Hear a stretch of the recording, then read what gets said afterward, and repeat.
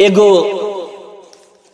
पत्नी के दिल के आवाज बड़ा उनका अरमान रहे कि हमार सैया हमरा के समय देते, बाल बच्चा के संगे घर में रहते, लेकिन उनकर अरमान कबो ना पूरा होता लखा, सपना पूरा ना होता लखा। लेकिन ये कोरोना वायरस के चलते भैया आज उनकर पिया, उनकर सैया जी, उनकर बलम जी 24 घंटा उनका पास रहता रे।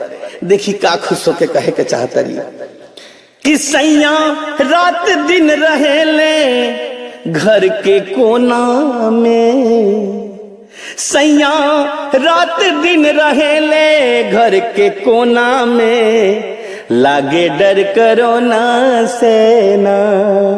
सैया रात दिन रहस घर के कोना में, लागे डर कोरोना से ना।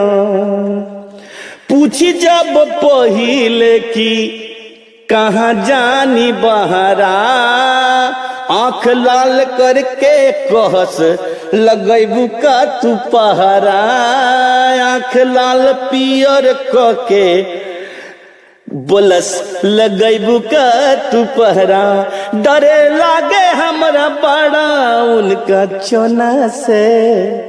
ए संतोष बाबू, बाप रे बाप मत कहीं, हे डरवावत रहले हाँ कबो घरे ना आई है, लेकिन आज स्थिति बा कि पियवा हमारे घर ही रहता रे।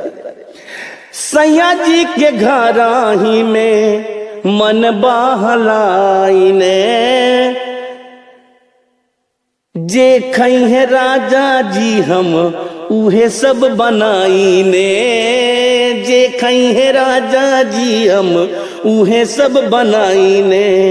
हम बानी परेशान उनका चोना से। ए संतोष बबुआ कबो पापड़ कहता ने, कबो भांटा के चोखा मांगता ने। हम तो परेशान बानी हो दादा कि हम बानी परेशान उनका चोना से, लागे डर कोरोना से ना। देखी लोग से रिलेशन बनौले रहे के बाए सैया जी,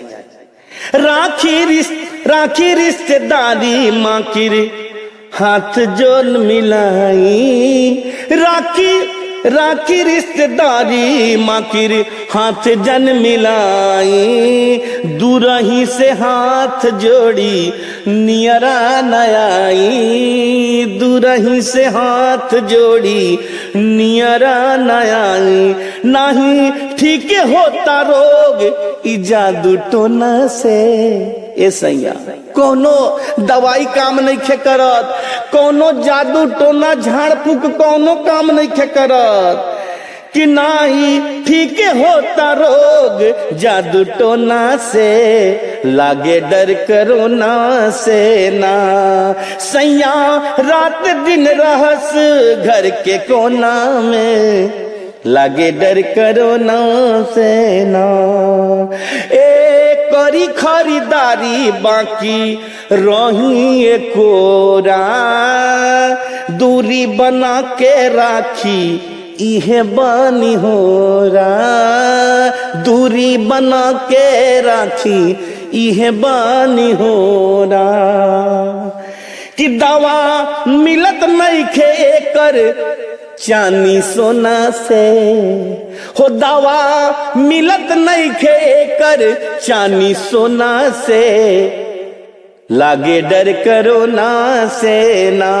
के सैया रात दिन रहस घर के कोना में, लागे डर कोरोना से ना। लागे डर कोरोना से ना। लागे डर कोरोना से ना।